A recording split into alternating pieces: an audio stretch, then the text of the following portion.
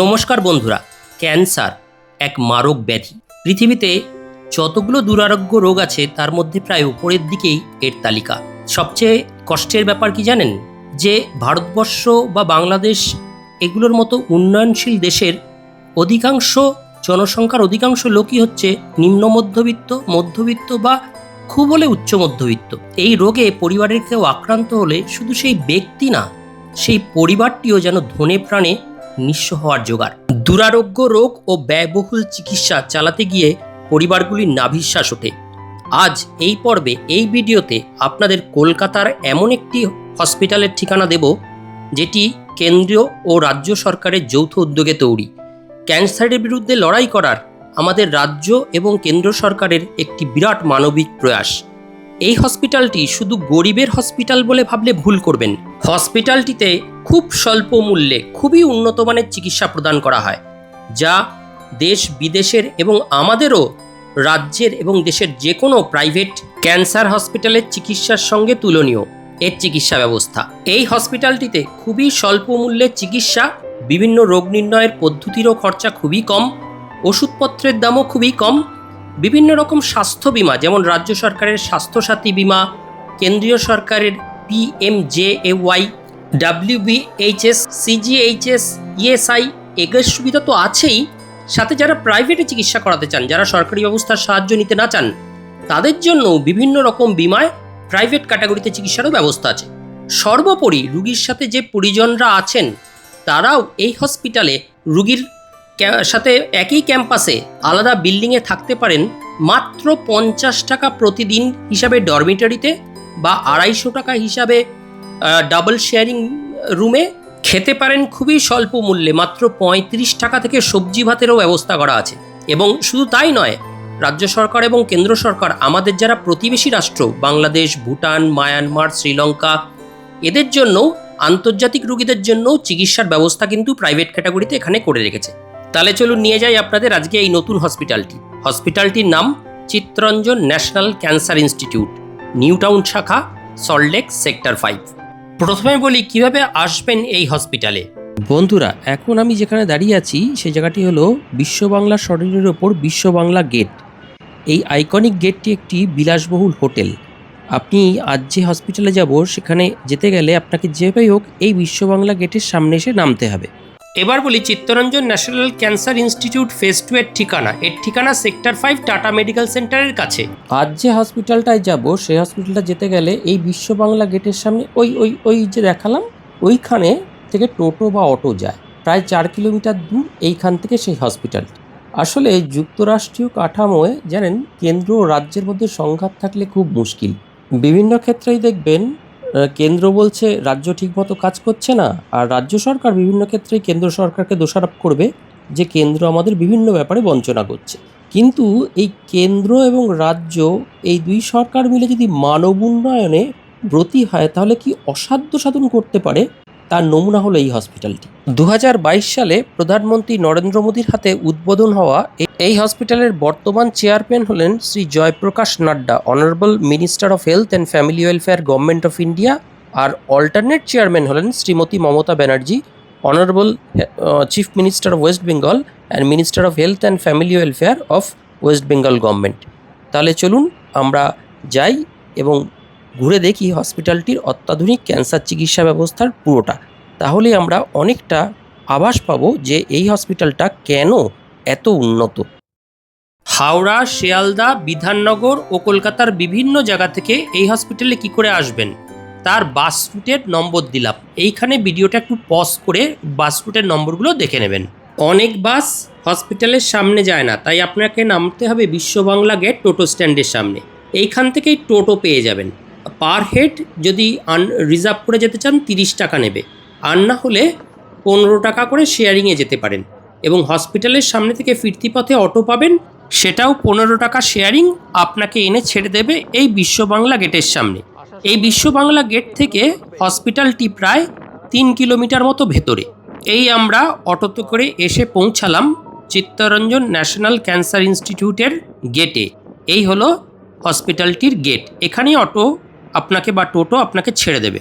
বিদেশি রুগীদের ক্ষেত্রেও একই কথা, তারা ফ্লাইটে নেতাজি সুভাষচন্দ্র বোস ইন্টারন্যাশনাল এয়ারপোর্টে নেমে সেখান থেকে ট্যাক্সি করে বিশ্ব বাংলা গেট বা কাছেই চিত্তরঞ্জন ন্যাশনাল ক্যান্সার ইনস্টিটিউট বললেই গাড়ি সোজা আপনাকে এখানে নিয়ে এসে ছেড়ে দেবে। এবার এই হসপিটালের এমার্জেন্সি ফোন নাম্বারটি দিলাম। নাম্বারটি হলো 03335060600। হসপিটালটির ওপিডি খোলা থাকে সোম থেকে শুক্র সকাল 8টা থেকে 3টে পর্যন্ত ও শনিবার খুব অল্প সময়ের জন্য। তবে হসপিটালটির এমার্জেন্সি ডিপার্টমেন্ট 24x7 24 ঘন্টাই খোলা। কোনো এমার্জেন্সি ক্ষেত্রে কোনো রেজিস্ট্রেশন ছাড়াই রোগীকে সঙ্গে সঙ্গে দেখা হয় এবং সেরকম প্রয়োজন বোধ করলে সঙ্গে সঙ্গে আইসিইউতে অ্যাডমিটও করে নেওয়া হয়। এবার আপনাদের বলি, চিত্তরঞ্জন ন্যাশনাল ক্যান্সার ইনস্টিটিউট কলকাতার নিউটাউন শাখায় ওপিটিতে রুগী দেখানোর নাম লেখানোর প্রক্রিয়া সম্বন্ধে।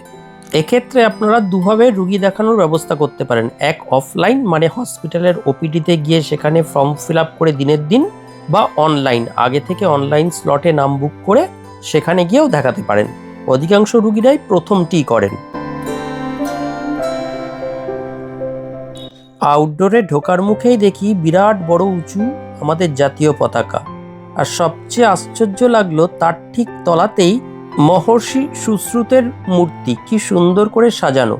সুশ্রুত কে জানেন তো? ইনি প্রাচীন ভারতীয় আয়ুর্বেদিক চিকিৎসক এবং এনাকে মনে করা হয় মডার্ন সার্জারির ফাদার অফ মডার্ন সার্জারি। খুব সুন্দর লাগলো এটি দেখে, আধুনিক চিকিৎসা বিজ্ঞানের সাথে প্রাচীন আয়ুর্বেদিক চিকিৎসা শাস্ত্রের মহর্ষিরও সহাবস্থান দেখে। ভেতরটা এতই অত্যাধুনিক এবং এত সুশৃঙ্খল ও এত পরিষ্কার পরিচ্ছন্ন, দেখে মনেই হবে না যে আপনি কোনো সরকারি হসপিটালে এসেছেন। দেখে মনে হবে যেন এটি একটি প্রাইভেট হসপিটাল। মাথার ওপরে বড় বড় ডিসপ্লেতে এই হসপিটালটি কোন কোন বিমার সাথে জড়িত, যেমন রাজ্য সরকারের স্বাস্থ্যসাথী, প্রধানমন্ত্রীর PMJAY বা আপনার ESI, WHS, CGHS, port trust এবং যত এইখানে আপনি আপনার পেশেন্ট যখন ভর্তি হবে তার একটা ইউনিক আইডেন্টিফিকেশান কোড জেনারেট হবে। এটা দিলেই পেশেন্টের সম্বন্ধে সমস্ত সার্চ করতে পারবেন। প্রচুর লোক ওয়েটিংয়ে রয়েছে, প্রচুর লোক ভর্তি হচ্ছে এবং আউটডোরে ওপিডি দেখানোর জন্য টিকিটও করছে। এবার বলি, ওপিডিতে দেখানোর জন্য কার্ড কোথায় করতে হবে। এটা করতে হবে নিউটাউনের যে মেইন বিল্ডিং তার ওপিডি ব্লকের গ্রাউন্ড ফ্লোরে।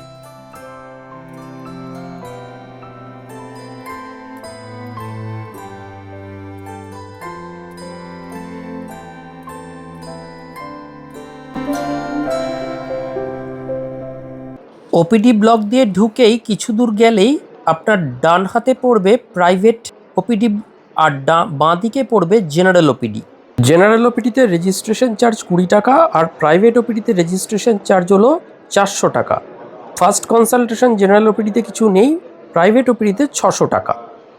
প্রাইভেট ওপিডির মাধ্যমে রুগী ভর্তি বা ওপিডি দেখানো হলে বা ভর্তি রোগীর সংক্রান্ত কোনো খোঁজখবর নিতে হলে একটি মোবাইল নাম্বার দেওয়া আছে এবং তার তলায় দেখুন একটা ডেস্কের নাম্বার ও এক্সটেনশন নাম্বার দেওয়া আছে। এই দুটির মাধ্যমে মনে হয় আপনারা প্রাইভেট ওপিডির কখন ডাক্তারের অ্যাপয়েন্টমেন্ট পাবেন বা রুগী সংক্রান্ত কোনো কথাও আপনারা হসপিটালে ফোন করে ডাইরেক্ট জানতে পারবেন। আরেকটি কথা, বিদেশি রুগীরাও কিন্তু একমাত্র এই প্রাইভেট ক্যাটাগরিতেই ওপিডিতে দেখাতে পারবেন এবং ভর্তিও হতে পারবেন। তাদের বিষয়টা পরে আমি আরও ডিসক্লোজ করে দিচ্ছি, আরও বিস্তারিত তাদের কথাটা জানাবো এবং তাদের ভর্তি হতে এবং এখানে দেখাতে কি কি ডকুমেন্টেশন লাগবে সেটারও একটা চার্ট এখানে দিয়ে দিলাম। তা প্রাইভেট এবং জেনারেল ক্যাটাগরির মধ্যে তফাৎ কি? প্রাইভেট ক্যাটাগরিতে ওপিডিতে দেখাতে 500 টাকা লাগে এবং খরচা একটু জেনারেলের থেকে বেশি, এবং যারা গভর্নমেন্টের বিমাগুলো ইউজ করতে পারবেন না বা কোনো যেমন CGHS, WHS যাদের নেই, তারা অন্য কোনো বিমার মাধ্যমে বা সরাসরি ক্যাশের মাধ্যমেও প্রাইভেট ক্যাটাগরিতে চিকিৎসা করতে পারেন। ন্যাচারালি একটু চার্জ বেশি বলে এখানে একটু ভিড়টা কম। এবার চলুন আমরা যাই জেনারেল ওপিডির দিকে। ন্যাচারালি জেনারেল ওপিডিতে খরচা অনেকটাই কম।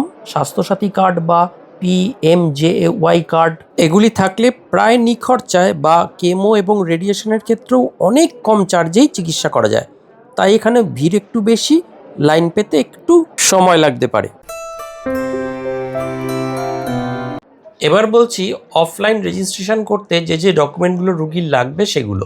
রুগীর আধার কার্ড বা ভোটার কার্ড, পূর্বে করা কোনো টেস্ট রিপোর্ট, স্বাস্থ্যসাথী কার্ড থাকলে সেটা লাগবে, প্রধানমন্ত্রী আয়ুষ্মান কার্ড যাদের আছে তাদের লাগবে, আর গরিব রুগীর ক্ষেত্রে BPL কার্ড, আর প্রাইভেট ক্যাটাগরির রুগীদের ক্ষেত্রে আধার কার্ড, পূর্বের করা কোনো টেস্ট যদি থাকে সেটা, আর তার যা নিজস্ব বীমা আছে সেটা দিলেই হয়ে যাবে। যারা ওপিডিতে রেজিস্ট্রেশন করাবেন তাদের ধাপগুলো আমি কি করতে হবে হসপিটালে গিয়ে সেগুলো আমি পরপর এখানে পয়েন্ট করে লিখে দিলাম। এখানে একটু পজ করে এটাও দেখে নিতে পারেন।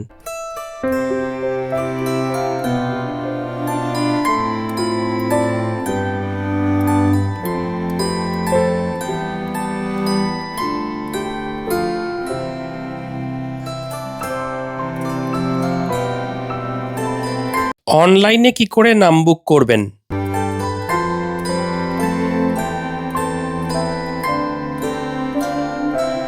ফলো আপ মানে আবার যে চেক আপ করাবেন কি করে করবেন?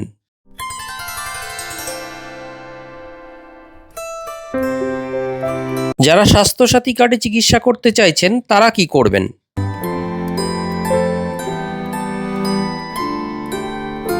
সবই তো হলো, তাহলে চিকিৎসার খরচ কেমন এখানে?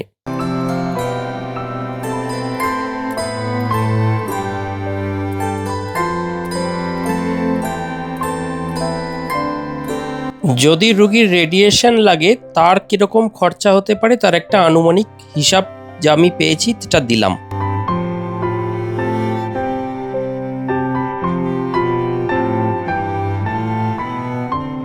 ক্যান্সার রোগীর অনেক ক্ষেত্রেই সার্জারির প্রয়োজন হয়। বিভিন্ন অঙ্গের কীরকম সার্জারির খরচ রোগের স্টেজ অনুযায়ী যেরকম আমি হিসাব জোগাড় করতে পেরেছি সেটাও দিলাম।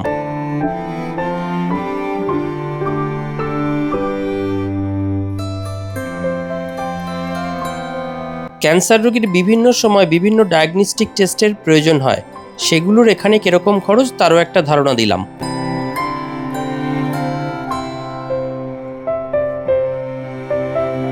ল্যাবরেটরি টেস্ট ছাড়াও এই সমস্ত রোগীদের বিভিন্ন সময় বিভিন্ন রেডিওলজিক্যাল টেস্ট করতে হয়, তারও খরচের একটা ধারণা দিলাম।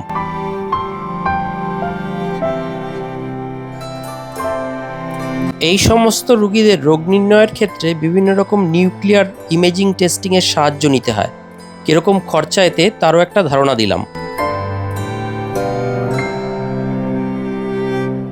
ক্যান্সারের চিকিৎসায় ওতপ্রোতভাবে জড়িত কেমোথেরাপি বিভিন্ন রকম দিতে কীরকম খরচ হয় এই হসপিটালে তারও একটা ধারণা দিলাম।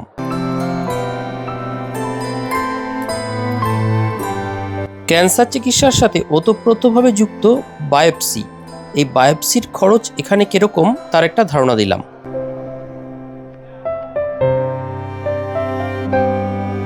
যদি আপনার রোগীকে ইনডোরে ভর্তি করতে হয় সে সম্বন্ধে একটি ধারণা থাকা প্রয়োজন, তাই এখানে ইনডোরের বেড চার্জ কিরকম তার একটা ধারণা দিলাম।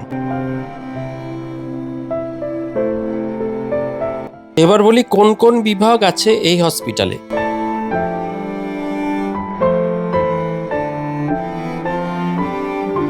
এবার বলি ক্যান্সারের কি চিকিৎসা এখানে পাওয়া যায়। ক্যান্সারের যত উন্নত ধরনের চিকিৎসা আছে প্রায় সবগুলোই এখানে পাওয়া যায়, যেমন chemotherapy, radiation therapy, cancer surgery, onco imaging, bone marrow transplant, palliative care, শিশুদের ক্যান্সার, মহিলাদের ক্যান্সার, বিশেষ করে ব্রেস্ট ও সার্ভাইকাল ক্যান্সার সব কিছুরই চিকিৎসা এখানে হয়। বিদেশি রোগীরা তাহলে কি করবেন, তাদের কি ব্যবস্থা? প্রতিবেশী রাষ্ট্র যেমন বাংলাদেশ, ভুটান, মায়ানমার, নেপাল, শ্রীলঙ্কা এগুলো থেকে যারা আসবেন তারা কি করবেন, তারা মেডিকেল ভিসায় অ্যাপ্লাই করবেন। মেডিকেল ভিসায় যিনি আসবেন তার সমস্ত ডিটেলস এনাদের হোয়াটসঅ্যাপ নাম্বার বা মেলে পাঠাবেন, এবং এনারা সাথে যিনি অ্যাটেন্ডেন্ট আসবেন তারও মেডিকেল ভিসা করাবেন। এনারা সমস্ত স্ক্রুটিনি করে আপনাদের ইনভাইটেশন লেটার পাঠালে তারপর আপনারা নিজেদের দেশের দূতাবাসে যোগাযোগ করে এখানে আসার ব্যবস্থা করতে পারেন। সবই তো হলো, কিন্তু রুগীর যদি অনেক দিন চিকিৎসা চলে তাহলে তার সাথে যারা আসবেন তারা থাকবেন কোথায়? কেন্দ্র ও রাজ্য সরকার রুগীদের আত্মীয়দের এই বিষয়টিও খুব ভালো করে মাথায় রেখেছে। এই যে বাড়িটি দেখছেন এই 7 তলা এরকম অনেক বিল্ডিং আছে ওই হসপিটালের ক্যাম্পাসের মধ্যেই। আর এই যে লাইন দিয়ে যারা দাঁড়িয়ে আছে এরা রুগীর আত্মীয় পরিজন। এরা এই ফ্ল্যাট বাড়িগুলোতে ডরমিটরি বেসিসে এবং রুম হিসাবে থাকতে পারেন। ডরমিটরিগুলোর ভাড়া 50 rupees per person per day. আর টুইং শেয়ারিং বেড আছে, একটা রুমে দুজন থাকতে পারে, সেগুলো একটা পার্সোনাল রুম, সেগুলোতে ভাড়া হচ্ছে 250 টাকা পার ডে। ডরমিটরিগুলো সাথে অ্যাটাচড বাথরুম নেই, সেটা কমন বাথরুম। সেটা এইভাবে আমি দেখিয়ে দিচ্ছি এগুলো আপনাদের। এই রকম মোটামুটি পরিষ্কার পরিচ্ছন্নই, থাকতে কোনো অসুবিধা হবে না। যারা ডরমিটরিতে থাকতে পারবেন না তাদের বা অসুবিধা হবে তাদের বলবো যে 2 বেডরুম যে রুমগুলো আছে 250 টাকা পার ডে, সে রুমগুলো আপনারা নিতে পারেন।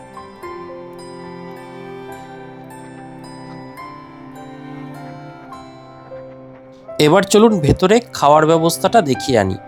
খাওয়ার ব্যবস্থাটাও আছে এই মেন বিল্ডিংয়ের পেছনের দিকের বিল্ডিংটায়। লিফটে করে যেতে হয়, এইখানেই ক্যান্টিন, সুলভ ক্যান্টিনটা এখানেই। লিফটে করে আপনার 4th ফ্লোরে যেতে হয়, সেখানেই ক্যান্টিনটি। আমরা প্রায় চলে এসেছি। এখানে একটা পাঞ্জাব ন্যাশনাল ব্যাংকের একটা ব্রাঞ্চও আছে উইথ এটিএম। রুগীদের জন্যই হয়তো এগুলো করে রাখা, সুবিধা হয় টাকা পয়সা ট্রানজ্যাকশানে।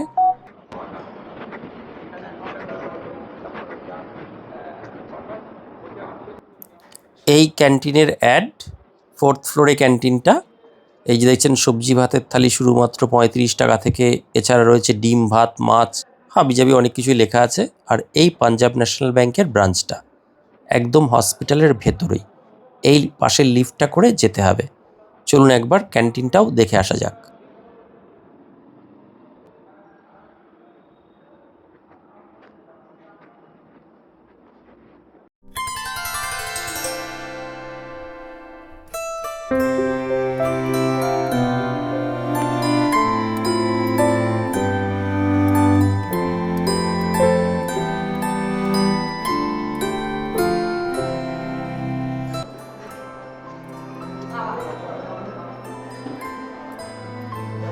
এই ক্যান্টিন, প্রথমে আপনাকে যা খাবেন তার কুপন কেটে নিতে হবে, তারপরে সেলফ সার্ভিস, আপনাকে নিজেই কুপন জমা দিয়ে খাবারটা নিয়ে নিজের টেবিলে এসে বসে খেতে হবে। আর এই হলো হসপিটালের ভেতরের ক্যাম্পাস। মেন বিল্ডিং, পাশে ওনাদের রেসিডেন্সিয়াল থাকার জায়গা, রুগীদের লোকেদের পরিজনের থাকার জায়গা নিয়ে এক বিশাল কর্মকাণ্ড। রাজ্য এবং কেন্দ্র সরকার সত্যিই মানবিক উদ্যোগ নিয়েছে একটা। এই হচ্ছে চিত্তরঞ্জন ক্যান্সার হসপিটালের মোবাইল ম্যামোগ্রাফি ভ্যান। আর এই হচ্ছে রাজ্য সরকারের অর্থানুকূল্যে এই দান করা ambulance. Chittaranjan cancer national institute সম্বন্ধে যতটুকু তথ্য আমি জোগাড় করতে পেরেছি আপনাদের দিলাম। ভিডিওটিতে যদি আপনাদের ন্যূনতম উপকার হয় আমি ধন্য মনে করব।